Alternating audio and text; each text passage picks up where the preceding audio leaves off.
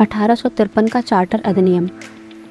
1793 से 1853 के दौरान ब्रिटिश संसद द्वारा पारित किए गए चार्टर अधिनियमों की श्रृंखला में यह अंतिम अधिनियम था। संवैधानिक विकास की दृष्टि से यह अधिनियम एक महत्वपूर्ण अधिनियम था। तो चलिए जानते हैं कि इस अधिनियम की क्या क्या विशेषताएं थी। इसने पहली बार गवर्नर जनरल की परिषद के विधायी एवं प्रशासनिक कार्यों को अलग कर दिया। इसके तहत परिषद में 6 नए पार्षद और जोड़े गए। इन्हें विधान पार्षद कहा गया। दूसरे शब्दों में इसने गवर्नर जनरल के लिए नई विधान परिषद का गठन किया, जिसे भारतीय विधान परिषद कहा गया।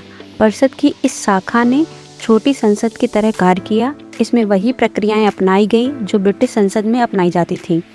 इस प्रकार विधायिका को पहली बार सरकार के विशेष कार्य के रूप में जाना गया, जिसके लिए विशेष मशीनरी और प्रक्रिया की जरूरत थी। इसने सिविल सेवकों की भर्ती एवं चयन की खुली प्रतियोगिता व्यवस्था का आरंभ किया।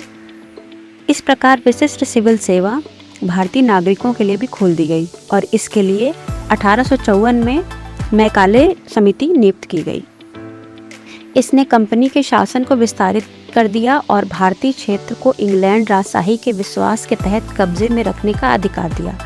इसने प्रथम बार भारतीय केंद्रीय विधान परिषद में स्थानीय प्रतिनिधित्व प्रारंभ किया।